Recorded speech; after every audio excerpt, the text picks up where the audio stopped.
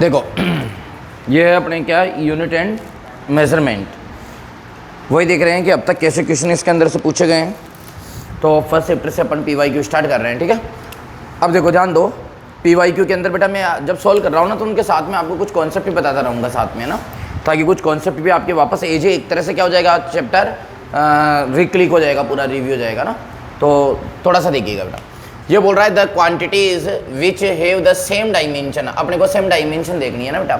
देखो इसके लिए ओवरऑल हमने फिजिक्स पढ़ ली, तो हमें लगभग सारों के फॉर्मूले जो है वो थोड़ा सा क्या रहना चाहिए बेटा, याद रहना चाहिए। देखो एक है यहाँ पे स्ट्रेन, बोलो क्या है बेटा, स्ट्रेन। तो स्ट्रेन क्या है बेटा, एक रेशियो होती है। बताओ स्ट्रेन क्या होती है बेटा, एक रेशियो होती है। रेशियो क्या होती है, ऊपर तो आता है चेंज, बोलो क्या होता है बेटा, चेंज, और नीचे आता है ओरिजिनल। बताओ नीचे क्या आता है बेटा, ओरिजिनल, है ना। मतलब कि जैसे कि स्ट्रेन अगर लेंथ में स्ट्रेन देखें तो डेल्टा एल अपॉन क्या हो जाएगा, L, change in length divided by original length. अगर इसके अंदर देखें तो क्या हो जाएगा, delta A upon A. Volume में देखें तो डेल्टा वी अपॉन क्या हो जाएगा बेटा, वी हो जाएगा, इस प्रकार से। तो एक बात ध्यान रखना, स्ट्रेन क्या है, एक प्रकार का रेशियो होती है ना बेटा, चेंज और ओरिजिनल का। तो चेंज में भी वही फिजिकल क्वांटिटी आती है, तो ओरिजिनल में भी क्या आती है, वही फिजिकल क्वांटिटी आती है। तो ऊपर मीटर आएगा तो नीचे भी क्या जाएगा, मीटर आ जाएगा। ऊपर मीटर स्क्वायर आएगा तो नीचे भी क्या जाएगा, मीटर स्क्वायर आ जाएगा। ऊपर वॉल्यूम स्क्वायर आएगा, वो मीटर क्यूब आएगा तो नीचे भी क्या जाएगा, मीटर क्यूब आ जाएगा। इट मीन ये यूनिट लेस होती है, मतलब इसकी डायमेंशन नहीं होती है। बोलो क्लियर है बेटा। दूसरा ये क्या बोल रखा है, देखो ये बोल रखा है स्ट्रेन एंड एंगल। बोलो क्या बोल रखा है बेटा, स्ट्रेन एंड एंगल। अब आप ये देखना बेटा, एंगल का फॉर्मूला मैंने आपको बताया था। एंगल का फॉर्मूला बताओ क्या होता है बेटा, बताओ ना बेटा, आर्क अपॉन रेडियस। बताओ एंगल का फॉर्मूला क्या होता है, आर्क अपॉन रेडियस। अब आप देखिएगा बेटा, angle will be equal to हो गया हमारा क्या, आर्क अपॉन रेडियस। आर्क भी मीटर में आएगा, रेडियस भी किस में आएगी, मीटर में। तो ये भी क्या हो जाएगा, डायमेंशन लेस। तो ये भी क्या है, डायमेंशन लेस, और ये भी क्या है, डायमेंशन लेस। इसका कारण मतलब क्या हो गया कि ए इज करेक्ट आंसर हो गया। ए इज क्या हो गया बेटा, करेक्ट आंसर। दोनों के डायमेंशन क्या है, सेम है। इसी प्रकार से देखो एक और चीज़ देख लो, स्ट्रेस है। तो बेटा स्ट्रेस जो है वो हम बोलते हैं, स्ट्रेस क्या होता है बेटा, एफ बाई ए होता है। बोलो स्ट्रेस क्या होता है बेटा, एफ अपॉन ए होता है। स्ट्रेस की वही यूनिट और डायमेंशन होती है जो प्रेशर की होती है, ध्यान रखना बेटा। स्ट्रेस की वही यूनिट और डायमेंशन होती है जो किसकी होती है, प्रेशर की होती है। ये चीज़ भी आपको ध्यान रखना, ठीक है ना। एंगल मैंने बता ही दिया, स्ट्रेन हो ही गई, आर्क की मीटर होती है। अरे बोलो ना बेटा। अब है एक एंगुलर स्पीड और स्ट्रेस। स्ट्रेस तो मैंने बता ही दिया आपको, जो एंगुलर स्पीड होती है वो क्या होती है बेटा, ओमेगा होती है। बोलो क्या होती है बेटा, ओमेगा। बोलो क्या होती है बेटा, ओमेगा होती है। और इसका यूनिट क्या होता है, ओमेगा होता है बेटा एंगल अपॉन टाइम। बोलो ओमेगा इक्वल टू क्या होता है, एंगल अपॉन टाइम, यानी angular displacement upon time. Angular velocity क्या होती है बेटा, या एंगुलर स्पीड क्या होती है, एंगुलर डिस्प्लेसमेंट अपॉन टाइम। तो एंगुलर डिस्प्लेसमेंट की यूनिट क्या होती है बेटा, रेडियन, और टाइम की क्या होती है, सेकंड। तो इसकी होती है रेडियन पर सेकंड। बताओ बात समझ में आ गई ना बेटा, क्लियर है। चलो नेक्स्ट क्वेश्चन पे आ जाओ। ये बोल रहा है a force is define F equal to, देखो इस प्रकार से डिफाइन हो रहा है ना हमारा यूनिट। और प्रिंसिपल जो कहता है, प्रिंसिपल ऑफ होमोजेनिटी ये कहती है कि अगर कोई इक्वेशन है ना, क्या है बेटा, कोई इक्वेशन है तो उसकी डायमेंशन क्या होनी चाहिए, सेम होनी चाहिए। हर स्टेप की क्या होनी चाहिए, सेम होनी चाहिए। कॉन्सेप्ट समझो आप में साथ में, देखो क्वेश्चन सोल्व कराने के साथ साथ आपको क्या समझा रहा हूँ, कॉन्सेप्ट भी समझा रहा हूँ क्वेश्चन का ना बेटा। मतलब प्रिंसिपल ऑफ होमोजेनिटी ये कहता है कि अगर कोई इक्वेशन है ना, उस इक्वेशन में जितनी भी स्टेप्स हैं उन सारी स्टेप्स की डायमेंशन क्या होनी चाहिए, सेम होनी चाहिए। अब आप ये देखो ना बेटा, यहाँ पे कितनी स्टेप हो गई। देखो ये नीट 2024 में पूछा गया है, और ये भी देखो नीट 2024 में पूछा गया है। कितना इजी क्वेश्चन है ना, बिल्कुल आसान सा क्वेश्चन है बेटा। अब यहाँ पर देखो बेटा, यहाँ पर स्टेप कितनी हो गई, 3 हो गई, 1 2 और ये 3 हो गई। बोलो हो गई कि नहीं हो गई बेटा। अब 3 में देखो, इन तीनों की डायमेंशन क्या होनी चाहिए, सेम होनी चाहिए। तो मैं ऐसे लिख सकता हूँ alpha T square, dimension of alpha T square equal to dimension of F. अरे डायमेंशन ऑफ एफ, क्योंकि मैंने बोला ना इन तीनों की डायमेंशन क्या होनी चाहिए, सेम। अब एल्फा की डायमेंशन मुझे पता नहीं है, तो एल्फा को तो ऐसा कैसे रहने दो। अब टी स्क्वायर की डायमेंशन कितनी हो जाएगी, T2। अरे बोलो ना यार। और फोर्स की डायमेंशन, मैंने 5 डायमेंशन तो आपको याद करने के लिए डायरेक्ट बोला है बेटा कि जो डिस्टेंस या डिस्प्लेसमेंट या लेंथ होती है ना, उसकी क्या होती है, m0 l1 t0। वेलोसिटी की क्या होती है, m0 l1 t -1। एक्सेलेरेशन की क्या होती है, m0 l1 t -2। मैंने आपको बताया था इसके बाद में फोर्स की क्या होती है, m1 l2 t -2। L1 आता है बेटा, L2 नहीं आता है। वर्क में और एनर्जी में मैंने क्या बताया था, m1 l2 t -2। ये डायमेंशन तो आपको सीधे तौर पे क्या होनी चाहिए बेटा, याद होनी चाहिए। तो फोर्स की डायमेंशन आपको पता है क्या होती है, m1 l1 t-2। तो बताओ एल्फा की डायमेंशन क्या होगी, t2 नीचे जाएगा तो ऊपर आएगा, तो ये क्या हो जाएगा m1 l1 t-4। बताओ ये एल्फा की डायमेंशन आ गई क्या। इसी प्रकार से अगर मैं यहाँ पे लिखूँ बीटा वाला, तो देखो मैं ऐसे लिख सकता हूँ कि जो f की डायमेंशन है वही बीटा t की डायमेंशन होगी। अब आप ओरली देखो ना, बीटा t में आ रहा है तो t इसके नीचे आएगा तो t1 ऊपर जाएगा, तो मतलब डायरेक्ट बीटा की कितनी हो जाएगी, बीटा की हो जाएगी m1 l1 t-3। अरे यार फोर्स की -2 है ना, और इसका t कहाँ जाएगा, नीचे, ऊपर जाएगा तो कितना हो जाएगा -1 और हो जाएगा, तो वो क्या हो जाएगा m1 l1 t-3 हो जाएगा। बताओ प्यारे बच्चों समझ में आया कि नहीं आया। अब ये बोल रहा है, क्या बोल रहा है, इफ एल्फा बीटा कांस्टेंट, पूछ क्या रहा है, the factor which dimension less. ये बोल रहा है इनमें से डायमेंशन लेस कौन सा है, ये बोल रहा है कि ये जो 4 ऑप्शन है ना इनमें डायमेंशन लेस कौन सा है। तो आप रख के देख लो, देखो इसमें एल्फा की डायमेंशन रखो, एल्फा की डायमेंशन कितनी है बोलो बेटा, अभी निकालिए अपने m1 l1 t-4, 4 है ना, और बीटा की देखो क्या है m1 l1 t-3। इधर टाइम है, टाइम की कितनी हो जाएगी t1। अब बताओ यहाँ तो बच रहा है, अरे यहाँ तो t2 बच रहा है, तो ये डायमेंशन लेस नहीं है। अब इधर देखो आप एल्फा है, तो एल्फा की क्या हो जाएगी m1 l1 t-4, आगे टाइम है तो टाइम की क्या हो जाएगी t1, और नीचे देखो नीचे क्या है बेटा बीटा, तो m1 l1 t-3, तो ये -4 + 1 कितना हो जाएगा -3। तो बताओ ये कट जाएगा, तो dimension less, it is correct answer, ये डायमेंशन लेस अभी। बताओ आराम से कर लोगे बेटा, ये आपके 2024 के अंदर पूछा गया है, बिल्कुल आसान सा क्वेश्चन है, कोई समस्या जो है वो इसके अंदर नहीं है। बताओ प्यारे बच्चों आपको सबको समझ में आ गई ना। नेक्स्ट क्वेश्चन पे आ जाओ बेटा। अरे यार समझ में आ रही है ना। अब देखो ये बोल रहा है plane angle and solid angle है। देखो बेटा एंगल है ना हमारे पास में 2 प्रकार के होते हैं, एक तो होता है बोलो क्या बेटा, प्लेन एंगल होता है, बोलो क्या होता है बेटा, प्लेन एंगल होता है, ये ध्यान रखना, ये 2D के अंदर होता है, बोलो कितने के अंदर होता है, 2D के अंदर होता है, ध्यान रखना प्लेन एंगल। प्लेन एंगल जो अब तक पढ़ते आ रहे हो, अरे ये वाला जो एंगल पढ़ते हो ना आप, इसको हम क्या बोलते हैं बेटा, प्लेन एंगल बोलते हैं, और ये किसके अंदर होता है, 2D के अंदर होता है। दूसरी बात, इसकी मैक्सिमम वैल्यू आपको पता है 360 होती है, जिसको हम बोल देते हैं 2 पाई, क्योंकि बेटा पाई की वैल्यू होती है 180 डिग्री। पाई रेडियन के अंदर होता है, ध्यान रखना बेटा, पाई किसके अंदर होता है, रेडियन। और इसकी जो SI यूनिट है ना बेटा, क्या बेटा SI यूनिट है वो क्या होती है, रेडियन। बोलो क्या होती है, रेडियन, जिसको RAD से रिप्रेजेंट करते हैं। इसकी SI यूनिट बताओ ना बेटा क्या होती है, रेडियन होती है, जिसको किससे डिनोट करते हैं बेटा, RAD से, ठीक है ना। और ये क्या होता है बेटा, प्लेन एंगल है, और मतलब कि किसके अंदर बनता है, 2D के अंदर। ध्यान रखना ये डायमेंशन लेस होता है बेटा, क्या होता है ये, डायमेंशन लेस होता है, ये ध्यान रखना। बोलो क्या होता है, डायमेंशन लेस होता है। एक और बात इसके बारे में याद रखना, प्लेन एंगल का फॉर्मूला वही आर्क अपॉन क्या होता है बेटा, रेडियस होता है। बताओ आर्क अपॉन क्या होता है बेटा, रेडियस होता है। बताओ क्या मेरी बात समझ में आ गई क्या। तो ये चीज़ भी जो है वो आपको ध्यान रखना है। एक हमारे पास में बेटा थोड़ा सा ध्यान रखना है, एक होता है सॉलिड एंगल। बोलो क्या होता है, सॉलिड एंगल होता है एक, है ना। तो सॉलिड एंगल को पहले तो बात है इस वाली साइन से हम डिनोट करते हैं, है ना। सॉलिड एंगल को इस वाली साइन से जो है वो डिनोट हम करते हैं। जो सॉलिड एंगल है हमारे पास में, बताओ क्या है बेटा, जो सॉलिड एंगल है ना वो क्या होता है बेटा, 3D के अंदर होता है। बताओ किसके अंदर होता है, 3D के अंदर होता है। वो 3D के अंदर होता है किसी भी प्रकार, ये इस प्रकार से बना लो, ये 3D के अंदर होता है। देखो ये 3D के अंदर है ना।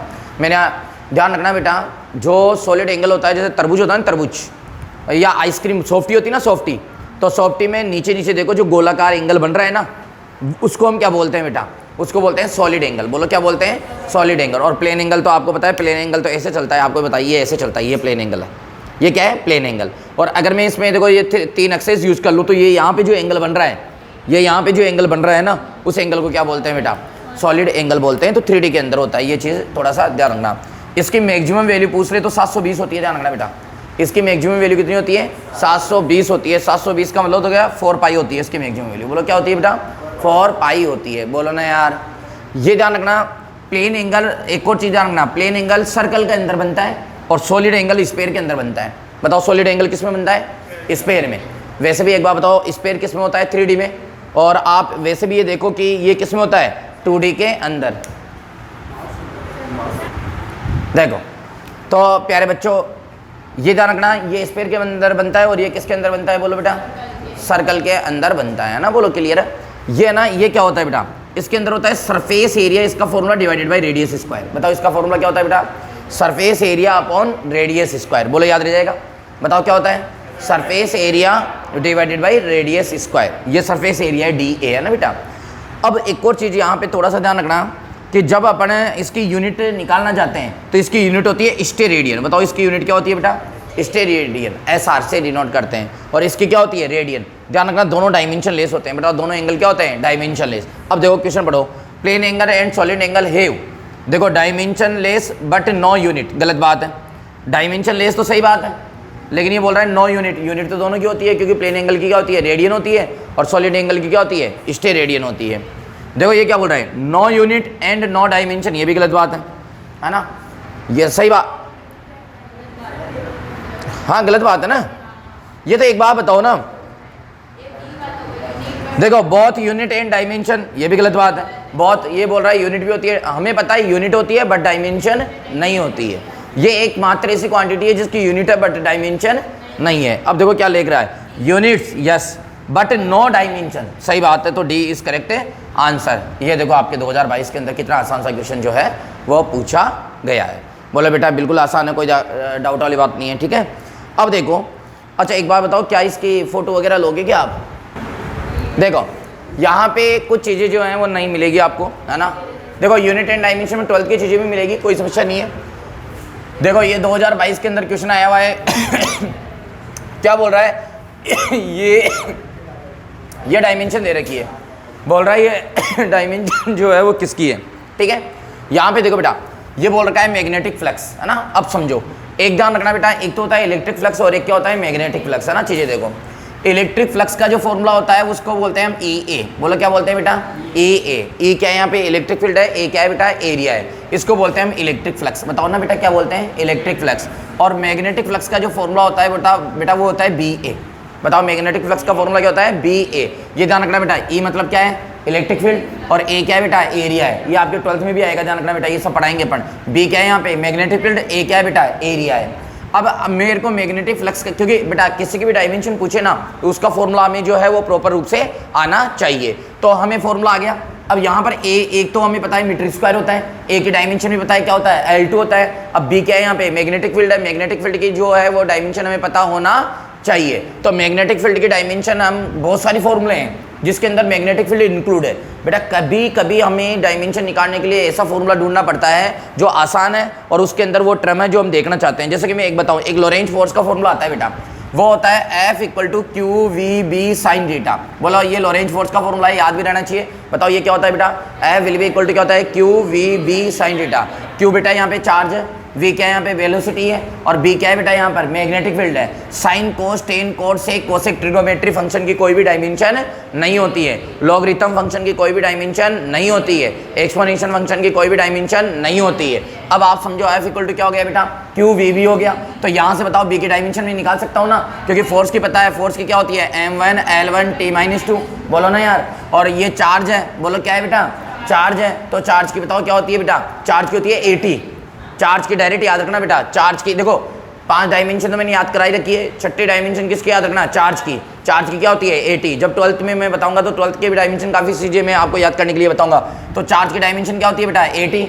बोलो ना यार बेटा। और वेलोसिटी की कितनी होती है बताओ बेटा? L1 T-1। बताओ ठीक है। और B की डायमेंशन निकल जाएगी तो ओवरऑल कितना हो गया? बोलो बेटा यहाँ पे देखो ना आप बेटा, T तो खत्म हो गया, अरे T1 और ये T1 तो खत्म हो गया ना बेटा। यहाँ क्या बचा? AL1। अब देखो ना L1 क्या हो गया? खत्म हो गया। A कहाँ जाएगा बेटा? नीचे। A ऊपर जाएगा तो A किस में जाएगा? -1 में। तो बताओ ये क्या हो जाएगा? एक तरह से M1 L तो 0 हो गया ना, और ये क्या हो जाएगा? T-2 और A-1। बताओ ना यार बेटा, समझ में आया है कि नहीं आया? F = QVB sin थीटा होता है। फोर्स की क्या होती है? बोलो M1 L1 T-2 होती है। चार्ज की क्या होती है बेटा? AT होती है। वेलोसिटी की क्या होती है? बोलो L1 T-1। बोल दो बेटा। और ये B हो गया, तो T-1 और AT तो क्या हो गया? खत्म हो गया बेटा। और L1 क्या हो गया? खत्म हो गया। तो बताओ ये किसकी डायमेंशन आ गई आपके पास में? B की डायमेंशन आ गई। बताओ किसकी आ गई? B की आ गई। बोलो यस और नो बेटा। अब देखो बेटा, क्योंकि यहाँ से पूरा रिवीजन हो रहा है, ये पूरे फॉर्मूले भी आपको याद करने हैं। अब मैग्नेटिक फ्लक्स की निकालोगे तो उसका फॉर्मूला क्या होता है? BA। तो A क्या हो जाएगा? L2। एरिया की डायमेंशन क्या होती है? L2। अरे बोल दो ना यार बेटा। तो यहाँ से प्यारे प्यारे बच्चों B will be equal to, बताओ अब ओवरऑल क्या हो जाएगा? M1 L2 T-2 A-1। क्या यही डायमेंशन है क्या? देखो ऊपर नहीं है, ये नहीं है, नहीं यही है, नहीं है। M1 L2 आ रहा है और यहाँ पर अपने पास में L2 है, उधर क्या आ रहा है? L1 आ रहा है? अरे वहाँ तो L1 है ना, और यहाँ कितना आ रहा है? L2। यानी कि मैग्नेटिक फ्लक्स की तो नहीं है। हालांकि बेटा इतना मैं आपको समझा रहा हूँ, इसलिए इतना टाइम लगेगा नहीं। मैं इसलिए समझा रहा हूँ पूरी फॉर्मूले लेके, ताकि फॉर्मूले भी रिवाइज हो जाए। बेटा ये मैग्नेटिक फील्ड का फॉर्मूला, इलेक्ट्रिक फ्लक्स का फॉर्मूला बताओ बेटा क्या होता है, ई ए, और मैग्नेटिक फ्लक्स का बी ए। बोलो ना, क्लियर है। और पूरा फॉर्मूला जानना चाहते हो तो cos थीटा भी लगता है इसके बीच में, क्या लगता है बेटा, cos थीटा, मतलब वेक्टर फॉर्म में होता है ये। फाई ई इक्वल टू क्या होता है, E vector dot A vector, ऐसे होता है बेटा, ई वेक्टर डॉट क्या होता है, ए वेक्टर। लेकिन मैंने cos इसलिए नहीं लिखा क्योंकि ये क्या होता है, डायमेंशन लेस होता है बेटा। इस चैप्टर से आपके बहुत सारे फॉर्मूले जो है ना वो क्या हो जाएंगे, रिवाइज हो जाएंगे, वो आपको डायरेक्ट याद भी रखना है, इनको साइड में नोट भी कर सकते हो आप, है ना। तो ये वाली चीज़ हो गई। तो यहाँ मैग्नेटिक फ्लक्स की तो डायमेंशन जो है वो नहीं होगी। अब बताओ बेटा, यहाँ से देखो बहुत सारी ये 12th की डायमेंशंस क्लियर हो रही है, 12th क्लास का जो चैप्टर्स है ना उनकी बहुत सारी डायमेंशन जो है वो क्लियर हो रही है। अब देखो यहाँ पर क्या है बताओ बेटा, सेल्फ इंडक्टेंस। सेल्फ इंडक्टेंस होता है बेटा एल, बोलो क्या होता है, एल होता है। सेल्फ इंडक्टेंस क्या होता है बेटा, एल होता है, बोलो क्लियर है क्या। अब इधर सुनना मेरी बात को ध्यान से, बहुत सारी चीज़ें बेटा। एक फॉर्मूला ये भी होता है, देखो मैग्नेटिक फ्लक्स का एक और फॉर्मूला भी बताता हूँ आपको। मैग्नेटिक फ्लक्स का एक और फॉर्मूला ये होता है phi B equal to L I. बोलो मैग्नेटिक फ्लक्स का एक और फॉर्मूला क्या होता है, phi B will be equal to L I. बोलो याद रह जाएगा बेटा। अब समझो, आप आराम से समझो बेटा। फाई बी इक्वल टू क्या होता है, एल आई। अब बताओ फाई का अभी डायमेंशन आपने निकाली है, फाई की डायमेंशन बताओ, फाई की डायमेंशन कितनी आई है, एक तरह से ये बी की थोड़ी है, ये तो किसकी है बेटा, फाई की है ना। फाई की डायमेंशन कितनी आई है बताओ, ये रही। तो बताओ फाई की डायमेंशन यहाँ पुट कर दो, बोलो क्या है, m1, बोलो ना यार बेटा, l2 t minus 2 a minus 1, ये तो फाई की हो गई। l ऐसा कैसा हो गया। अब बताओ i की डायमेंशन क्या होती है, a। अरे बोलो ना यार। अच्छा ये l लेंथ वाला नहीं है, इंडक्टेंस को l से डिनोट करते हैं बेटा। बताओ ना इंडक्टेंस को किससे डिनोट करते हैं, l से। और फाई इक्वल टू क्या होता है बेटा, एल आई। बोलो याद रह जाएगा फॉर्मूला। अब मेरी बात को यहाँ पे आप ये समझो कि i क्या है, a है, तो a क्या आएगा इसके नीचे। अरे बोलो ना यार, तो ऊपर जाएगा तो क्या हो जाएगा, a माइनस 1 हो जाएगा। a ऊपर जाएगा तो क्या हो जाएगा, a माइनस 1 हो जाएगा। तो a माइनस 1 और a माइनस 1 क्या हो जाएगा, a माइनस 2 हो जाएगा। चलो a माइनस 2 मिल गया, t माइनस 2 मिल गया। लेकिन यहाँ पर क्या है, L1 है, यहाँ क्या है, L2 है, तो ये भी नहीं आएगा। लेकिन आपको क्या सेल्फ इंडक्टेंस की डायमेंशन निकालना आ गई। फाई इक्वल टू क्या होता है बेटा, एल आई होता है। और फाई का एक और फॉर्मूला क्या होता है बेटा, बी ए। और बी के लिए क्या formula, F equal to Q V B sine theta. इसको लोरेंज फोर्स का फॉर्मूला बोलते हैं। बहुत सारे, अच्छा इनके अलावा भी बहुत सारे फॉर्मूले हैं जिनसे भी आप डायमेंशन निकाल सकते हो। लेकिन कुछ फॉर्मूले जितना रिवाइज हो सकता है उतना रिवाइज अपन कर रहे हैं। ये फॉर्मूले आपके लिए बेनिफिशियल भी है ना। फिर है बेटा देखो, एक बार के लिए देखो, इलेक्ट्रिक परमिटिविटी। बोलो क्या है बेटा, इलेक्ट्रिक परमिटिविटी। इसको बोलते हैं हम एप्सिलॉन नॉट। बोलो क्या बोलते हैं बेटा, एप्सिलॉन नॉट। ठीक है बेटा, सुनो, एप्सिलॉन नॉट की डायमेंशन वही होती है जो के की डायमेंशन होती है। एक कूलाम फोर्स आता है हमारे पास में, क्या आता है बेटा, कूलाम फोर्स। मैंने क्या बोला, ये चारों टॉपिक किसके, 12th के। चारों टॉपिक किसके हैं, 12th के।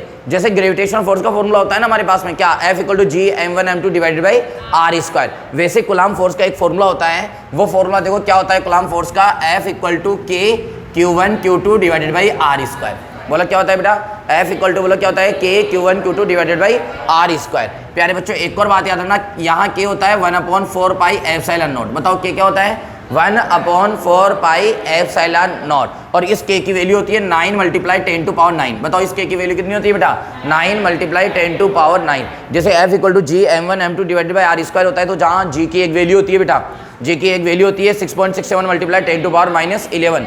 जैसे जी कॉन्स्टेंट है वैसे कौन कॉन्स्टेंट है, यहाँ पर के कॉन्स्टेंट है। कौन कॉन्स्टेंट है बेटा, के। और इसकी वैल्यू कितनी होती है, 9 मल्टीप्लाई 10 टू पावर 9। एक और चीज़ याद रखना, एप्सिलॉन नॉट की वैल्यू होती है 8.85 मल्टीप्लाई 10 टू पावर -12। बोलो एप्सिलॉन नॉट की वैल्यू कितनी होती है बेटा, 8.85 मल्टीप्लाई 10 टू पावर -12। ये जब दोबारा इसको देखो ना आप वीडियो को, उसके बाद में क्या करना, सारा नोट डाउन कर लेना एक जगह, ताकि बेटा ये आपको आगे भी क्या करेगी, हेल्प करेगी ना बेटा। तो एप्सिलॉन नॉट की वैल्यू कितनी होती है बेटा, 8.85 multiply 10 to power -12। Epsilon naught को क्या बोलते हैं बेटा, इलेक्ट्रिक परमिटिविटी है ना। अब समझो, अब यहाँ पर के और एप्सिलॉन नॉट क्या है बेटा, इन्वर्सली है। तो जो के की डायमेंशन आएगी उसकी उल्टी डायमेंशन किसकी होगी, एप्सिलॉन नॉट की। तो देखो के की डायमेंशन क्या जाएगी, फोर्स की लिखो यहाँ पर m1, बोलो ना यार बेटा, m1 L1 t-2। अब देखो यहाँ पर ये के था ना बेटा, और इसकी क्या हो जाएगी, 80, अरे तो a स्क्वायर t स्क्वायर, अरे बोलो ना यार। और नीचे क्या हो जाएगा, L2, क्योंकि r स्क्वायर है। यार गलत बोला क्या यार मैंने। अब सुनो बेटा, अब आप ये देखो ना, L2 इधर आएगा तो ये क्या हो जाएगा, L3 हो जाएगा। अरे बोलो ना यार, यहाँ L2 इधर आएगा तो बोलो क्या हो जाएगा, L3 हो जाएगा। और आप ये देखो ना बेटा, फिर इधर a स्क्वायर t स्क्वायर नीचे आएगा तो t-4 हो जाएगा। बोलो क्या हो जाएगा, t-4 हो जाएगा। और a क्या हो जाएगा, -2 हो जाएगा। अरे बोलो ना यार।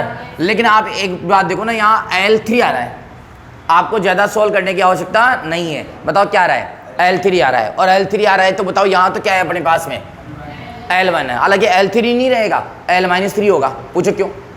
क्योंकि ये तो K की निकलेगी, और K के बाद क्या करना है, उल्टा करना है। वो किसकी निकलेगी बेटा, एप्सिलॉन नॉट की निकलेगी। बताओ किसकी निकलेगी बेटा, एप्सिलॉन नॉट की निकलेगी। बोलो मेरी बात समझ आ गई क्या? बोलो यस और नो। अब देखो यह है मैग्नेटिक परमेबिलिटी। देखो मैग्नेटिक परमेबिलिटी का कैसे सोल्व करेंगे हम।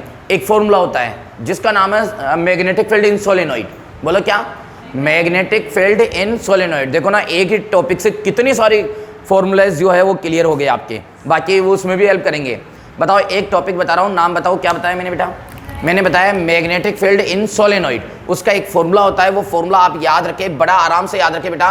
वो फॉर्मूला देखो मैं यहाँ लिख देता हूँ। वो फॉर्मूला होता है बेटा B will be equal to, बताओ वो फॉर्मूला क्या होता है? B will be equal to mu naught N I. Formula याद करो बेटा, B will be equal to क्या होता है, म्यू नॉट एन आई, है ना बेटा? बोलो B will be equal to क्या होता है बेटा, म्यू नॉट एन आई। बोलो क्लियर है, कोई डाउट वाली बात नहीं है। B का जो फॉर्मूला है वो क्या होता है, म्यू नॉट एन आई। अब सुनो, n क्या है यहाँ पर? n है number of turns per unit length. बोलो n क्या है यहाँ पे, number of turns per unit length, यानी कि एकांक लंबाई के अंदर यूनिट लेंथ के अंदर कितने घेरे हैं, तार के कितने घेरे हैं। तो नंबर ऑफ टर्न्स ऊपर आ रहा है, ऊपर तो क्या आ रहा है नंबर, तो वो यूनिट लेंथ से नीचे क्या आ रहा है length, number of turns per unit length. तो n की डायमेंशन हो गई L-1। बोलो कितनी हो गई, और a की कितनी हो, I की कितनी हो गई a। अरे करंट की क्या होती है डायमेंशन a, और म्यू नॉट की मुझे निकालनी है। म्यू नॉट क्या है यहाँ पे, मैग्नेटिक परमेबिलिटी। बोलो म्यू नॉट क्या है यहाँ पे, मैग्नेटिक परमेबिलिटी। अब समझो बेटा यहाँ पर ये क्या है b क्या चीज़ है यहाँ पे, मैग्नेटिक फील्ड। और मैग्नेटिक फील्ड की डायमेंशन अभी अपन ने निकाली थी, कितनी आई थी बताओ आप? वो आई थी m1 t-2 a-1, ये आई थी अपने पास। अरे ये मैग्नेटिक फील्ड की आई थी m1 t-2 a-1, ये मैग्नेटिक फील्ड की आई थी। बताओ ना यार यस और नो बेटा, क्लियर है? अब सुनो, अब सोल्व करो म्यू नॉट की। L-1 नीचे आएगा तो L1 हो जाएगा, t-2 है, a नीचे आ जाएगा तो a- ऊपर जाएगा, a-1 तो a-2 हो जाएगा। बताओ ये वाली और ये वाली मिल गई क्या, तो इट इज़ क्या हो जाएगा, करेक्ट आंसर हो जाएगा। बताओ बात समझ में आई कि नहीं आई बेटा?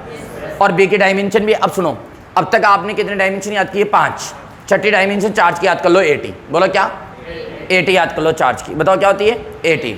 दूसरी जो है ना वो आप डायमेंशन जो है वो इसकी याद कर लो बेटा, मैग्नेटिक फील्ड की, ये वाली डायरेक्ट याद होनी चाहिए। M1, बोलो क्या बेटा, इसमें L नहीं आता, M1 मतलब 1 2 1। बोलो क्या आता है, 1 2 1। लास्ट के दोनों किस में आएंगे, माइनस में, यानी कि ये ध्यान रखना बेटा 1 2 1 मतलब M1 t-2 a-1। Magnetic field की डायमेंशन आप डायरेक्ट याद रख लेना। चलो एक बार बताओ, ये क्वेश्चन क्लियर हो गया बेटा? इससे देखो कितने सारी फॉर्मूलाज जो है वो हमारे सामने क्लियर हो गए हैं। ठीक है बेटा, अब समझो। अब नेक्स्ट क्वेश्चन ये बोल रहा है, देखो ये क्वेश्चन कब पूछा गया था, ये भी 2022 के अंदर पूछा गया था। ये बोल रहा है कॉलम मैच करना है, कॉलम मैच करना है। तो यहाँ तो एक चीज़ देखो ना, यहाँ बहुत सारी चीज़ें दे रखा है। ग्रेविटेशनल कांस्टेंट जी का, अब जी की डायमेंशन देखना आप, F इक्वल टू क्या होता है बेटा, G m1 m2 divided by r², है ना? तो F की क्या हो जाएगी, m1 L1 t-2, G की निकालनी है, बोलो ना यार। और ये m1 m2 क्या है, मास है, मास का क्या हो जाएगा m2, और ये क्या हो जाएगा L2। अब आप देखो L2 इधर मल्टीप्लाई में जाएगा तो L3 आएगा, बोलो ना क्या आएगा, L3।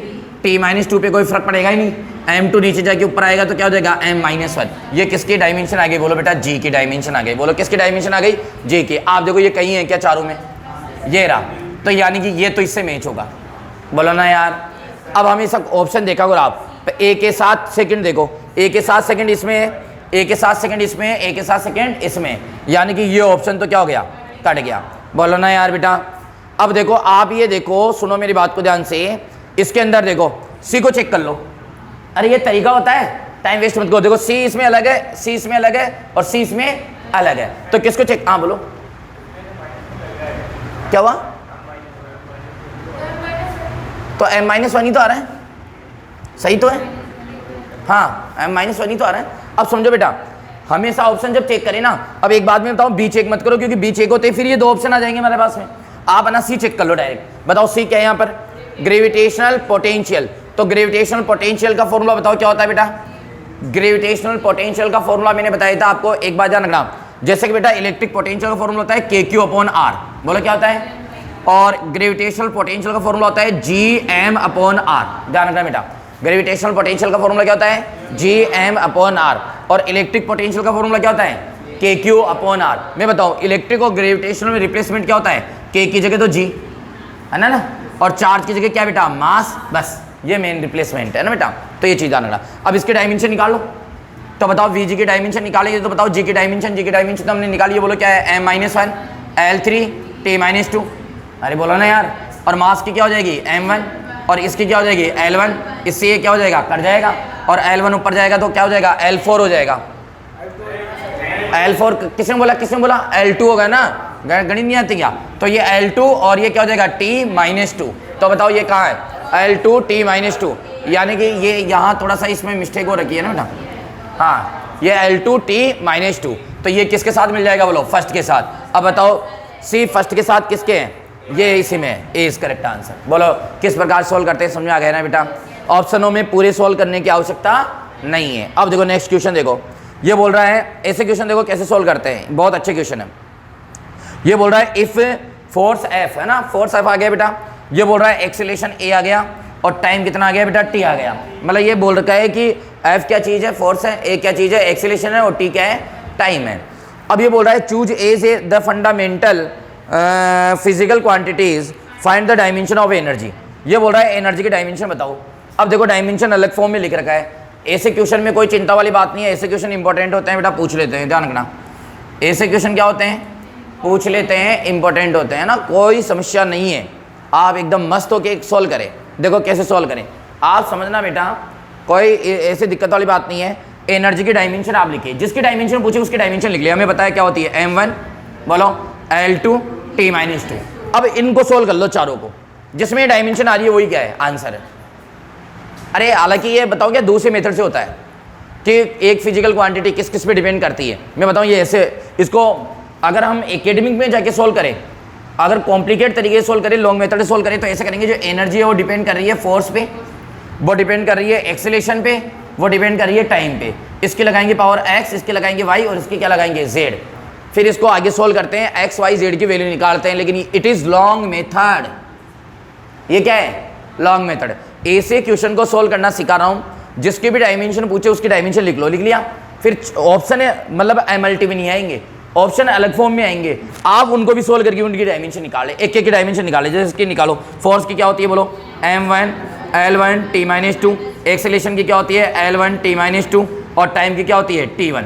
अब इसको सोल्व करें, देखो आप समझो ना बेटा, यहाँ पे T-2 है, यहाँ पे T-2 है, T1 है, तो यहाँ से T-3 आ रहा है, तो ये तो आ ही नहीं सकती, सॉल्व करने की आवश्यकता ही नहीं है। अब आप यहाँ जाओ, फोर्स की क्या होती है M1 L1 T-2, एक्सेलरेशन की क्या होती है L1 T-2, और ये टाइम की क्या हो जाएगी T2, तो ये T2 तो खत्म, और ये L1 क्या हो जाएगा L2, आगे ना पूरी M1 L2 T-2। It is correct answer. ये ऐसे चेक करते हैं, बोलो बेटा समझ में आया कि नहीं आया, बिल्कुल क्लियर है कैसे चेक करते हैं, समझ में आ गया ना बेटा। अब देखो आप देखो, ये बोल रहा है E एंड G डिनोट, एक तो एनर्जी को डिनोट कर रहा है, एक ग्रेविटेशनल कांस्टेंट को डिनोट कर रहा है ना बेटा। ये बोल रहा है E/G की डायमेंशन क्या है, बताओ कितना E/G पूछ लिया यार, ये 2021 के अंदर पूछा हुआ है, कितना E/G है। E की डायमेंशन तो डायरेक्ट हमें पता है M1 L2 T-2, और रही बात G की, तो G की F इक्वल टू क्या होता है G M1 M2 divided by R², तो ये क्या होता है M1 L1 T-2। अरे बोलो ना यार, और ये G ये क्या होता है M2 L2, तो आपको पता है ये L2 इधर आएगा तो L3 T-2, बोलो ना यार, M2 नीचे आएगा तो क्या हो जाएगा M-1। ये तो अभी तो निकाली थी ना यार G की, अब G को इसको नीचे लिख दो, क्या हो जाएगा M-1 L3 और T-2, T-2 से T-2 कट गया बेटा, तो और M2 हो गया, और ये L क्या हो गया -1 हो गया। देखो ऐसा कुछ है क्या कहीं, और T एक तरह से नहीं है तो क्या हो गया 0 हो गया, तो ये फर्स्ट ऑप्शन में दिख रहा है मेरे को, देखो आप। अरे बोलो ना यार, मतलब 0 को लिखो चाहे से मत लिखो, कोई दिक्कत वाली बात नहीं है। बताओ क्लियर हो गया, बोलोगे सर बहुत अच्छे तरीके से क्लियर हो गया, इसमें क्या है ना। द एंगल ऑफ 1 मिनट के अंदर जो है ना, इसको रेडियन में चेंज करना है। एक बात याद रखना बेटा, कुछ चीज़ें याद रखना कि जो 1 मिनट होता है ना, इसके अंदर 60 डिग्री होता है। ये आपको डायरेक्ट फॉर्मूला रूम में ध्यान रखना है। बोलो 1 मिनट में कितना होता है 60 डिग्री। बोलो 1 मिनट में कितना होता है बेटा 60 डिग्री। बोलो ना यार, क्लियर है, कोई डाउट वाली बात नहीं है, याद रह जाएगा। 1 मिनट में कितना होता है 60 degree.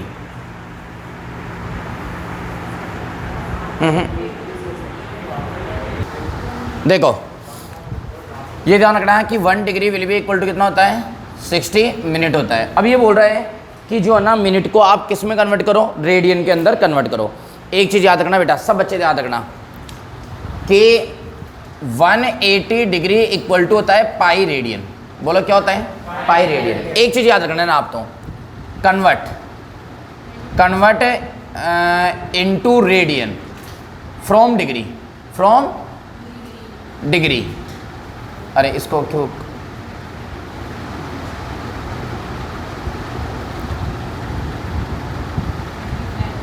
Multiply by pi divided by 180। मतलब देखो बेटा, डिग्री को अगर रेडियन में कन्वर्ट करना चाहते हो ना आप, डिग्री को रेडियन में, तो आप क्या करो पाई डिवाइडेड बाई 180 से क्या कर दो मल्टीप्लाई कर दो। बोलो क्या बोला मैंने। देखो अगर डिग्री को रेडियन में कन्वर्ट करना चाहते हो तो पाई डिवाइडेड बाई क्या कर दो 180 डिग्री से मल्टीप्लाई कर दो। और अगर इसको उल्टा देखो बेटा, अगर आप है ना रेडियन को कन्वर्ट करना चाहते हो किस में डिग्री के अंदर, बोलो रेडियन को किस में कन्वर्ट करना चाहते हो बेटा डिग्री के अंदर कन्वर्ट करना चाहते हो आप, तो क्या करो मल्टीप्लाई कर दो आप 180 डिवाइडेड बाई पाई से। बताओ किससे मल्टीप्लाई कर दो 180 डिवाइडेड बाई पाई से। बोलो समझ में आ गई क्या बेटा। अब ये बोल रहा है कि 1 मिनट के अंदर आप बताओ कि कितना रेडियन है, तो हमें पता है कि 1 मिनट के अंदर 1/60 डिग्री होता है। 1 मिनट में कितना होता है 1/60 डिग्री होता है। बोलो ना यार बेटा, 1 मिनट में कितना डिग्री होता है 1/60 डिग्री होता है। अरे ये 60 इधर आ गया ना, अब डिग्री को किस में कन्वर्ट कर दो रेडियन में, तो क्या करो 1/60 मल्टीप्लाई पाई डिवाइडेड बाई 180। तो ये क्या आ गया 1 मिनट को मैंने किस में कन्वर्ट कर दिया बेटा रेडियन में कन्वर्ट कर दिया। 1 मिनट को किस में कन्वर्ट कर दिया रेडियन में कन्वर्ट कर दिया। बताओ क्या ये बात समझ में आ गई क्या। अब पाई की वैल्यू आपको सबको पता है कितना होता है बेटा, यहाँ से सॉल्व कर लो। 1 मिनट इक्वल टू 1/60 और पाई की वैल्यू कितनी होती है 22 डिवाइडेड बाई 7 और ये क्या हो जाएगा 180। बस इसको सॉल्व कर लो, जो भी है वो आंसर आ जाएगा आपका रेडियन के अंदर। बताओ किसके अंदर आंसर आ जाएगा बेटा रेडियन के अंदर। बताओ क्या मेरी बात प्रॉपर समझ में आ गई क्या आपके। बोलो कर लोगे, कोई डाउट वाली बात नहीं है। 2 चीज़ें यहाँ से ध्यान रखनी है कि अगर डिग्री है, डिग्री को रेडियन में कन्वर्ट करना चाहते हैं तो डिग्री को रेडियन में कन्वर्ट करने के लिए क्या करते हैं, डिग्री को रेडियन में कन्वर्ट करने के लिए पाई डिवाइडेड बाई 180 से मल्टीप्लाई करते हैं ना, और रेडियन को डिग्री में कन्वर्ट करने के लिए 180 डिवाइडेड बाई पाई से मल्टीप्लाई करते हैं। बोलो क्लियर हो गई बेटा, इसमें कोई दिक्कत नहीं है। स्ट्रेस क्या होता है F/A होता है, तो सॉल्व कर ही लोगे। फोर्स की डायमेंशन नीचे एरिया के L2, C इस करेक्ट आंसर आ जाएगा, कोई दिक्कत वाली बात नहीं है। अब देखो थर्मल कंडक्टिविटी में थोड़ा समझना, एक चीज़ मैंने बताया था आपको मेथड ऑफ हीट ट्रांसफ़र, और मेथड ऑफ हीट ट्रांसफ़र 3 प्रकार के होते हैं आपको, कंडक्शन, कन्वेक्शन और radiation. Method of heat transfer कितने प्रकार के होते हैं 3 प्रकार के होते हैं। कौन कौन से, कंडक्शन, कन्वेक्शन और रेडिएशन। कंडक्शन में ध्यान देना पार्टिकल मूव नहीं करता है, और कन्वेक्शन में पार्टिकल क्या करता है मूव करता है। जैसे कंडक्शन में जो हीट ट्रांसफ़र होता है वो सॉलिड्स के अंदर होता है जनरली, और कन्वेक्शन मेथड जो है वो लिक्विड और गैस के अंदर होता है। आपको ध्यान होगा मैंने बताया था, उसके अंदर अभी जैसे पानी गर्म करते हैं तो नीचे का जो पानी है वो गर्म होकर, नीचे का जो पानी है वो गर्म होकर हल्का हो जाता है, डेंसिटी कम हो जाती है, वो ऊपर आ जाता है, ठीक है ना। तो हीट क्या हो गई, नीचे से कहाँ आ गई, ऊपर आ गई। लेकिन हम किसी रोड को एक वर्टेक्स को गर्म करते हैं तो दूसरा वर्टेक्स ऑटोमेटिकली क्या हो जाता है, गर्म हो जाता है। ये कौन सा मेथड है, ये कंडक्शन मेथड है। प्यारे बच्चों कौन सा मेथड है, ये कंडक्शन मेथड है। इस चीज़ को आपको थोड़ा सा ध्यान रखना है। अब कंडक्शन मेथड में क्या होता है कि जैसे कि मैंने आपको बताया ना चलो ये सारी सब कुछ चीज़ तो क्लियर हो गई। अगर हम उसके अंदर हीट करंट की बात करें, बताओ किसकी बात करें बेटा, हीट करंट की बात करें। जैसे कि मानो ये है बेटा ना, ये कोई रोड है, इधर टेम्परेचर T1 है और इधर टेम्परेचर कितना है T2, और अगर मैं ये T1 क्या है बेटा ज़्यादा है T2 से, तो सिंपल सी बात है हीट ऐसे जाएगी इधर से। हीट को मैंने क्यू से डिनोट कर दिया, किधर से जाएगी T1 टू T2। मतलब हीट कैसे फ्लो होती है, high temperature to low temperature. और हीट होती क्या है बेटा, जो एनर्जी फ्लो होती है उसको ही क्या बोलते हैं, हम हीट बोलते हैं। तो मैंने आपको बताया था प्यारे बच्चों कि यहाँ पे जो हीट करंट है ना, बोलो क्या बेटा, हीट करंट है वो एरिया के डायरेक्टली प्रोपोर्शन होती है। किसके डायरेक्टली प्रोपोर्शन होती है, एरिया के। फिर मैंने बोला था टेम्परेचर डिफरेंस के डायरेक्टली प्रोपोर्शन होती है। फिर मैंने बोला था लेंथ के इन्वर्सली प्रोपोर्शन होती है। ये हीट करंट बताई थी मैंने आपको। बोलो क्या बताई थी बेटा, हीट करंट बताई थी H जो हीट करंट है वो एरिया के डायरेक्टली प्रोपोर्शन होती है, टेम्परेचर के डायरेक्टली प्रोपोर्शन होती है, लेंथ के। जब डायरेक्टली प्रोपोर्शन आते हैं तो एक कॉन्स्टेंट आता है जिसको थर्मल कंडक्टिविटी कॉन्स्टेंट बोलते हैं, A ΔT/L। ये K यही है थर्मल कंडक्टिविटी, जो ये पूछना चाहता है। बोलो बात समझ में आ गई क्या बेटा। और H जो है ना, H होता है बेटा आपको पता है dq अपॉन dt, याद करो आप। H क्या होता है dq अपॉन dt, मतलब H को बोलते हैं हीट करंट, इसको बोलते हैं rate of flow of heat. बोलो इसको क्या बोलते हैं, rate of flow of heat, क्योंकि Q क्या है यहाँ पर, हीट है, और T क्या है यहाँ पर, टाइम है। बोलो ना यार, Q क्या है यहाँ पर, हीट है, और T क्या है यहाँ पे, टाइम है। अब आप ये समझो, Q हीट है, हीट की यूनिट क्या हो गई, जूल, और टाइम की क्या हो गई, सेकंड, और जूल अपॉन सेकंड क्या होता है, वॉट, पावर। अरे पावर देखो ना, W अपॉन T, W क्या है, जूल, T क्या है, सेकंड, तो जूल अपॉन सेकंड क्या होता है, वॉट। तो ये तो क्या बन गया बेटा आपका, वॉट बन गया। तो ये तो इधर तो वोट आ गया, के ऐसा कैसा, ये क्या हो गया, मीटर स्क्वायर, और ये क्या हो गया, केल्विन, और ये क्या हो गया, मीटर। एक मीटर से मीटर क्या हो गया, कट गया।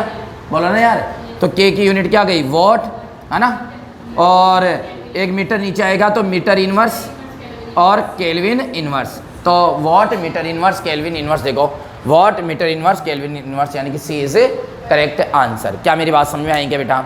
आपको ये भी फॉर्मूला याद रखना है। देखो मैंने क्या बोला, इनके साथ बहुत सारा रिवीजन होता है। हमने ये फॉर्मूला पढ़ा। इस फॉर्मूले में मैंने आपको बताया, एक फॉर्मूला हमारे पास में आता है जिसको हम बोलते हैं हीट करंट। बताओ क्या बोलते हैं बेटा, हीट करंट का फॉर्मूला क्या होता है, H इक्वल टू के ए डेल्टा टी अपॉन एल। ये पढ़ा रखा है, ये याद रखना है। और H इक्वल टू क्या होता है बेटा, D Q upon D T होता है। डी क्यू अपॉन क्या होता है, डी टी होता है। तो वहाँ से अपन इसको जो है सॉल्व कर लेंगे। अब देखो नीचे क्या लिखा हुआ है, बोलो बेटा, ए फिजिकल क्वांटिटी। बोलो क्या बोल रखा है, a physical quantity of dimension of length that can be format out of C G and, इस फॉर्मेट में मतलब कुल मिला के, एंड सी इज वेलोसिटी बोल रहा है, जी यूनिवर्सल कांस्टेंट बोल रहा है ग्रेविटेशनल, एंड ई इज क्या है बेटा यहाँ पे, चार्ज है। ये बोल रहा है कि इनमें से लेंथ की डायमेंशन कौन सी है। ले अब मतलब क्या है, इनको सोल्व करके निकालो, जिससे L1 आ रहा है वही क्या है, आंसर है। जिससे L1 आ रहा है वही क्या है, आंसर है। क्या मेरी बात समझ में आ रही है कि बेटा। तो इसको क्या कर लो, सॉल्व करके निकाल लो। सब बच्चे ध्यान दो, एक्टिव हो गए बेटा। मैंने क्या बोला, इन सबको सॉल्व करके निकाल लो जिनसे L आ रहा है। अब देखो ये थोड़ा सा बस क्वेश्चन हाँ तो इजी, बस इसमें कैलकुलेशन हो गई। कैलकुलेशन इसलिए हो गई, काफ़ी सारी जो चीज़ें हैं ना वो हमारे को इसमें क्या कर दी बेटा, दे दी। आप समझो ना, एक एक को सॉल्व करोगे। आप देखो 1 अपॉन क्या है, ये सी स्क्वायर, और ये अंडर रूट के अंदर है पूरा। बोलो किसके अंदर है, अंडर रूट के अंदर है। सबसे पहले तो आपको कुछ चीज़ें याद रखनी चाहिए। ये पूरा के है बेटा, 1 अपॉन 4 पाई एप्सिलॉन नॉट, एक प्रकार से क्या है बेटा, के है। देखो ये हर जगह है। बोलो ये क्या है बेटा, हर जगह है। ये एक तरह से ये के है पूरा ना, ये के है। अलग अलग डायमेंशन निकालने की जरूरत ही नहीं है, पूरा क्या है बेटा, के है ना बेटा। अब आप समझो, हमारे एक तो जी काम में आ रहा है और एक के काम में आ रहा है। बोलो क्या क्या काम में आ रहा है, जी और के। तो जी और के की बात करें तो F इक्वल टू आपको पता है जी m1 m2 डिवाइडेड बाई क्या होता है, आर स्क्वायर। अब F की क्या होती है, m1 l1 t-2, और जी तो ऐसा कैसा, ये क्या हो जाएगा m2, और ये क्या हो जाएगा l2।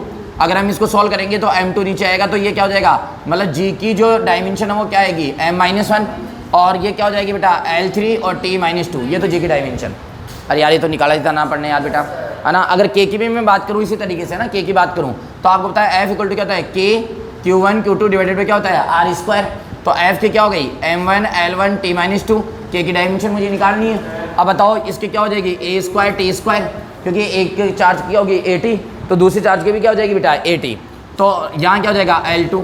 अब आप समझो ना बेटा, आप ये समझो कि l2 इधर जाएगा तो ये क्या हो गया m1 l3, है ना, और t2 नीचे आके क्या हो जाएगा t-4, और इधर क्या हो जाएगा a-2। ये के आ गई। क्या सही निकाला है क्या मैंने, के की देखना एक बार, कहीं गलती तो नहीं हुई ना बेटा।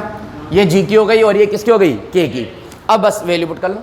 अब देखो आप एक चीज़ नोटिस करो ना बेटा, देखो सुनो, ये चीज़ है ना हर जगह क्या है, कॉमन है। तो पहले इसको सोल्व कर लो अंडर रूट निकाल के, फिर बाकी तो हमें केवल और केवल किसको सोल्व करना है, सी को। अरे देखो ना यार, एक को सोल्व कर दो, चारों में सोल्व हो गया। करो सोल्व। देखो जी की डायमेंशन लिखो, तो जी की डायमेंशन बताओ कितनी है, m-1 l3 t-2। बोलो ना यार, के की डायमेंशन ये के है, तो बताओ के की डायमेंशन क्या हो गई। बोलो बेटा m1 बोल दो यार, l3 और t-4 और a-2। ये बताओ किसकी डायमेंशन हो गई बेटा, के की डायमेंशन हो गई। फिर इधर क्या है, ई स्क्वायर। ई स्क्वायर क्या है यहाँ पे, चार्ज का स्क्वायर। तो चार्ज की डायमेंशन क्या होती है, आप देखो चार्ज की डायमेंशन होगी a स्क्वायर t स्क्वायर, क्योंकि ए स्क्वायर है। अब इसको ओवरऑल सोल्व कर लो, ये पूरा सोल्व हो गया। फिर ये मान के चलो ये पूरा सोल्व हो गया और चारों जगह सोल्व हो गया। अब बताओ इसको जब ओवरऑल सोल्व करोगे तो बताओ क्या हो गया बेटा, m देखो, m तो केवल 0 हो गया। अरे बोलो ना यार, m तो 0 हो गया। l देखो आप l3 और L3 कितना हो गया L6, बस L6 ही है ना, तो ये L6 है ना। अब देखो आप, अरे L3 कितना हो गया L6, अब देखो है, अब T देखो T-4 और -2 ये रहा +2। अरे देखो ना यार, तुम बोलो तो सही यार, ये 2 तो ये 2 कट गया ना, और ये T क्या हो जाएगा -4, बोलो ना यार, और A कितना हो गया 0, यानी कि ये हो गया L6 और T-4। तो L6 और T-4 पे अगर आप पावर क्या लगाओगे हाफ, क्योंकि अंडर रूट है। अरे बताओ ना यार, तो ये क्या हो जाएगा, पावर की पावर क्या होती है मल्टीप्लाई, तो ये L3 और T-2 हो जाएगा। पावर की पावर मल्टीप्लाई होती है, 6 2 से मल्टीप्लाई होगा तो 3 हो जाएगा, और -4 1/2 से मल्टीप्लाई होगा तो मतलब कट के माइनस। ये पूरा आ गया इनका सोल्व करने का। अब मुझे क्या चाहिए, L चाहिए, बस क्या चाहिए। अब देखो, अब हमें देखना है कि C स्क्वायर, अरे यार ये बताओ ये दोनों ऑप्शन एक ही हैं क्या, अरे यार फिर इसमें चारों नहीं निकले ना, ये 3 सोल्व हुए हैं अभी अपने पास, इसमें भी तो मल्टीप्लाई में है ना, इसमें पावर हाफ नहीं है, कोई बात नहीं, पावर हाफ नहीं है तो मतलब ये भी निकल गया। देखो इस पूरे का सॉल्यूशन अपने पास में आ गया L6 T-4, इस पूरे का सॉल्यूशन अपने पास में आ गया L3 T-2, और इस पूरे का सॉल्यूशन हमारे पास में आ गया L3 T-2। इसका बाद में देखेंगे, अगर इन तीनों ऑप्शन में से नहीं मिला तो इस पे जाएंगे। इस पे जाएंगे क्यों, इस पे जाएंगे क्यों, अगर तीनों में नहीं मिला तो यही आंसर है, और मिल गया तो वो आंसर। अब समझो बात को। अब यहाँ पर इसको किससे मल्टीप्लाई करूँ मैं, C स्क्वायर। बेटा आपको पता है स्पीड की डायमेंशन क्या होती है, L1 और T-1 स्क्वायर करेंगे तो L2 T-2, L2 करेंगे तो L5 होगा, नहीं आ सकता है, तो ये तो आ ही नहीं सकता है। इसकी तो कहानी क्या हो गई, खत्म। इधर देख लो C है, तो C का क्या हो गया L1 T-1, नीचे आएगा तो L1 कटेगा तो L5 आएगा, यहाँ तो आ ही नहीं सकता। और ये डायमेंशन किसकी पूछ रहा है बेटा, L की पूछ रहा है ना यार। अब यहाँ जाओ, C स्क्वायर है, C स्क्वायर है तो नीचे क्या जाएगा बेटा L2 T-2, ये कट गया, और ये एक बार L, तो बताओ L आ रहा है, यानी कि A इज करेक्ट आंसर। बताओ सॉल्व करिए, जो समझ में आ गया क्या बेटा, कोई डाउट वाली बात नहीं है। अब देखो क्वेश्चन, ये बोल रहा है कि ये प्लांक कांस्टेंट है H। प्लांक कांस्टेंट आते एक फॉर्मूला जाना चाहिए, E = H न्यू। E = क्या जाना चाहिए, अगर मैं E की बात करूँ, आपको पता है एनर्जी है, तो एनर्जी क्या होती है M1 L2 T-2, और H क्या है यहाँ पे प्लांक कांस्टेंट। बोलो H क्या है बेटा, प्लांक कांस्टेंट, और न्यू क्या है यहाँ पर फ्रीक्वेंसी, बोलो ना यार, न्यू क्या है यहाँ पर, और फ्रीक्वेंसी क्या होती है बेटा टाइम पीरियड का इन्वर्स, यानी सेकंड इन्वर्स होती है, तो ये क्या होगी इसकी T-1।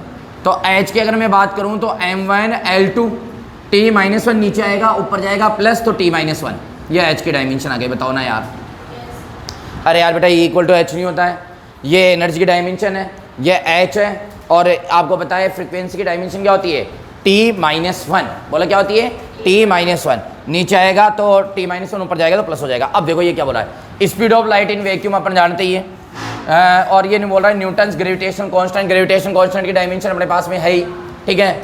R3 fundamental constant, which of the following combination of this is the dimension of length, वही है। इन सबको सॉल्व कर लो, सॉल्व करने के बाद L1 किस में आ रहा है, वही क्या होगा आपका आंसर हो जाएगा। अब देखो ना, आप चेक ही करके देख लो ना, कोई दिक्कत वाली बात नहीं है। देखो आप ये देखो रूट HG और रूट HG है ना, तो ये रूट HG को सॉल्व कर लो। बोलो H कितना है हमारे पास में M1 L2 T-1, G कितना है M-1 L3 T-2, ये रहना चाहिए यार। अब बताओ सॉल्व कर रहे हैं तो M कितना गया, M तो कहानी खत्म हो गई, अरे बोलो ना यार। और L कितना गया 5 आ गया है ना, L कितना गया 5 आ गया, और T कितना आ गया -3 आ गया, बोला ना यार। तो L की पावर हो गई 5/2 और T की पावर हो गई -3/2, क्योंकि आपको पता है अंडर रूट के अंदर है, तो पावर क्या है हाफ है, बोलो ना यार। और ये C की पावर कितना बोल रखा है 3/2, तो L की पावर हो गई 3/2, अरे बोलो ना यार। और T की पावर हो गई -3/2, क्योंकि C की डायमेंशन क्या होती है L1 T-1। अब मैं एक बात बताऊँ कि ये T से तो T कट गया, मजा आ गया। अब बताओ L 3/2 कहाँ जाएगा ऊपर, तो 5/2 में से क्या माइनस होगा 3/2, तो 12 से आ गया तो 2 आ जाएगा, तो L2 बच रहा है। जबकि ये किसके डायमेंशन पूछ रहा है, लेंथ की पूछ रहा है, यानी कि ये तो नहीं हो सकती है, ये तो नहीं हो सकती है। क्या मेरी बात समझ में आ गई है क्या? अब सुनो, दिमाग लगाओ, जब ये नहीं है, जब ये नहीं है, क्योंकि ऊपर कितना आया था L 5/2, C के ऊपर पावर क्या है 5/2, तो L की पावर क्या आएगी 5/2, तो L की पावर क्या हो जाएगी कट जाएगी। जब ये नहीं है तो ये भी नहीं हो सकता है। नहीं आई समझ में? अरे यार ऐसे चेक करना पड़ेगा ना यार, टाइम सेव करना पड़ेगा ना। अब इसमें आ जाओ HC। अब एक बात बताऊं, HC को सोली क्यों करते हो? अरे क्यों करते हो? कर लो, करना चाहो तो कोई बात नहीं है। H की डायमेंशन क्या है बोलो? M1 L2 T-1। C की क्या है बोलो? बोलो ना यार, L1 T-1। तो एक बात बताओ ना, ओवरऑल M1 हो गई, L3 हो गई, T-2 हो गया। बता दो ना यार। नीचे देख लो, नीचे G कितना है बोलो बेटा? M-1 है, L कितना है? 3 है, T-2 है। आगे सोली मत करो, L तो वैसे खत्म हो गया ना। अरे L तो 0 आ रहा है। अरे यार देखो ना यार बेटा, हमें L ही तो निकालना है, L तो वैसे। अब जब सब सोल्व कर लिए तो D इज करेक्ट आंसर, बस सीधी सी बात। आगे सोल्व करो मत, ठीक है? सोल्व करके देख लेना, आ जाएगा, कोई दिक्कत वाली बात। अब देखो ये क्या बोल रहा है? E एनर्जी है, V क्या है? वेलोसिटी है, T क्या है? टाइम है। Choose is the fundamental quantity of the dimension formula of the surface tension का फॉर्मूला पूछ रहा है भाई साहब। किसका पूछ रहा है? सरफेस टेंशन का फॉर्मूला पूछ रहा है। सरफेस टेंशन होती है F/L। सरफेस टेंशन क्या होती है बेटा? F/, देखो टेंशन, ओनली टेंशन तो F होती है, ओनली टेंशन तो क्या होती है? F। और सरफेस टेंशन क्या होती है? F/L होती है। तो F/L का मतलब हो गया M1 और T-2, इसकी डायमेंशन। अब वही बात है जैसे मैंने बताया था आपको, चारों को सोल्व कर लो। जिससे क्या आ रहा है? देखो ऐसे क्वेश्चन पहले ट्रेंडिंग में चलते थे, आप देखो, आप पहले इसी टाइप के क्वेश्चन आ रहे हैं बार बार। M1 L-2 आ गया, आप इन चारों को क्या कर लो बेटा? सोल्व कर लो। जिससे भी M1 और T-2 आ रहा है। अरे यार एक बात बताओ, E की डायमेंशन जानते हो, V की जानते हो, T की जानते हो? अरे सबकी जानते हो ना? सोल्व कर लो, जिससे भी आ रहा है वो क्या हो जाएगा? आपका आंसर हो जाएगा। बताओ, बिल्कुल आसान है बेटा, कोई डाउट वाली बात नहीं है, ठीक है? नेक्स्ट देखो, लास्ट क्वेश्चन। हाँ देखो लास्ट क्वेश्चन देखो, ये बोल रहा है if the time critical velocity, बेटा वेलोसिटी कोई सी भी हो उसकी डायमेंशन वही होती है, of a liquid flowing through a tube express. ये बोल रहा है जो क्रिटिकल वेलोसिटी है ना, उसका फॉर्मूला है नीटा की पावर x, रो की पावर क्या है? y, और r की पावर क्या है? z। बोलो ना यार। Where eta, rho and r are the coefficient of viscosity of liquid, density of liquid and radius of the tube x है, then the value of x, y and z are given. देखो इसको कैसे solve करते हैं समझो बेटा, ऐसे question को दो तरीके हैं। क्या है? दो। मतलब ये बोल रहा है ये वेलोसिटी की डायमेंशन है, बताओ किसकी डायमेंशन है? वेलोसिटी की डायमेंशन है। ऐसे क्वेश्चन को ऐसे सॉल्व करते हैं क्योंकि ये अलग तरीके का क्वेश्चन है। इसमें हम क्या करते हैं, आप ये लिख लो कि साहब वेलोसिटी की डायमेंशन हो गई नीटा x, रो y और r z। अब ऐसे क्वेश्चन में हम क्या करो कि प्रत्येक की डायमेंशन लिख दो। आप बोलो क्या लिख दो? प्रत्येक की डायमेंशन, और दोनों साइड में क्या कर दो? कंपेयर कर दो। आपका x, y, z निकल जाएगा। सर नहीं समझ में आई, मैं समझा रहा हूँ, आप समझो बेटा। कभी भी ऐसे अगर पावर में दे दे, x, y, z में इनमें दे दे। अच्छा एक बात बताऊँ, अगर ये वैल्यू लिखी हुई होती और ये यहाँ होता ऑप्शन नीटा, रो और r, और इनकी वैल्यू लिखी होती 4, तो हम क्या करते हैं? हम वेलोसिटी की डायमेंशन निकालते ऊपर L1 T-1, चारों को सोल्व करके डायमेंशन निकालते, जिससे L1 T-1 आ रहा है वही क्या हो जाता है? सही आंसर। अगर ऐसा आ जाए तो क्या करना है? अब सबकी डायमेंशन लिख देना है। बताओ इसकी डायमेंशन L1 T-1, ऐसे सोल्व करना है, तरीका बता रहा हूँ। नीटा रुक जाओ अभी आप, r क्या है? लेंथ, तो इसकी डायमेंशन क्या हो जाएगी? L1, और इसकी पावर क्या है? z। बोलना ना यार। और इसके बाद रो, रो क्या है? डेंसिटी, डेंसिटी क्या होता है? मास अपॉन वॉल्यूम, तो यानी कि M1 L-3 और इसकी पावर क्या है? y। बोलो ना यार, डेंसिटी की मास अपॉन वॉल्यूम। अब नीटा, नीटा की डायमेंशन आप निकाल लो। एक फॉर्मूला बताया था, F = 6 pi Neeta a v होता है। अरे हाँ, ये फॉर्मूला बताया था स्टोक्स लॉ, इसको बोलते हैं हम स्टोक्स लॉ। F = क्या है बेटा? 6 पाई नीटा a v। अब 6 पाई से तो कोई लेना देना ही नहीं है, नीटा मुझे निकालना है, a रेडियस है, v क्या है? यहाँ पर वेलोसिटी है, तो यहाँ से नीटा की डायमेंशन आराम से निकल जाएगी। फोर्स की क्या होती है? M1 L1 T-2, और ये फॉर्मूला भी याद रखना आप, M1 L1 T-2। बोल दो ना यार। और ये नीटा ऐसा कैसा? रेडियस की क्या हो जाएगी? L1, और इसकी क्या हो जाएगी? L1 T-1। अरे बोलो ना यार। अब बताओ नीटा की ओवरऑल कितनी हो जाएगी? L1 से L1 तो एक तो कट गया, और L1 नीचे आएगा तो L क्या हो जाएगा? -1। बोलो ना यार। और T नीचे आएगा, ऊपर आएगा तो T-1। ये नीटा की डायमेंशन आ गई। तो नीटा की डायमेंशन क्या हो जाएगी? ये हो जाएगी, बोलो M1 L-1 T-1, और इसकी पावर कितनी हो जाएगी? x। बोल दो ना यार। और इधर क्या हो जाएगी? L1 T-1, तो L1 T-1। अब देखो m की पावर कितनी हो गई? यहाँ तो x, और एल की पावर कितनी हो जाएगी माइनस एक्स, टी की होगी माइनस एक्स, एम की होगी वाई और माइनस 3y और एल जेड। अब आप ये एक काम करो ना, L1 t माइनस 1, अब m को एक जगह कर लो m, तो m क्या हो जाएगा x प्लस वाई, क्योंकि बेस इक्वल होने पर पावर क्या हो जाती है 8 हो जाती है। l देख लो, l क्या हो गया माइनस एक्स और l कितना है इधर माइनस 3, अरे ये रहा ना माइनस एक्स और इधर कितना है माइनस 3y और इधर कितना है z, तो प्लस z। बोला ना यार, बेस इक्वल होने पर पावर क्या कर दी 8। अब देखो t केवल एक ही जगह है क्या, t की क्या हो गई माइनस एक्स, देख लो आप। और इधर एक तरह से m कितना है 0 नहीं है, तो अब दोनों साइड में क्या कर दो कंपेयर कर दो। बोला ना यार, कंपेयर करोगे तो बोलो यहाँ कंपेयर करने पर कितना गया x प्लस वाई की वैल्यू कितनी आ रही है 0। अरे कंपेयर कर दो। और एक बात बताओ, minus X minus 3y plus Z equal to कितना आ रहा है 1 और माइनस एक्स इक्वल टू क्या आ रहा है माइनस 1, तो माइनस से माइनस कट गया, x की वैल्यू तो क्या आ रही है 1, तो x की वैल्यू 1। देखो ये तो हट गया, ये दोनों तो x की वैल्यू कितनी आ रही है 1। अब एक काम करो ना, x की वैल्यू 1 यहाँ रख दो, तो x की वैल्यू 1 यहाँ रखेंगे तो y की वैल्यू क्या आ रही है माइनस 1, तो माइनस, अच्छा फर्स्ट वाला इस करेक्ट आंसर, आगे सॉल्व मत करो। बोला ना यार, ये आपके पूरे PYQ खत्म। मैं लास्ट 10 ईयर के लेके चल रहा हूँ ना बेटा, लास्ट कितने ईयर के 10 ईयर के PYQ। बताओ ये यूनिट एंड मेजरमेंट का PYQ जो है वो आपके क्या हो गए बेटा फिनिश हो गए। बताओ क्लियर है, कोई डाउट वाली बात नहीं है, ये चैप्टर खत्म।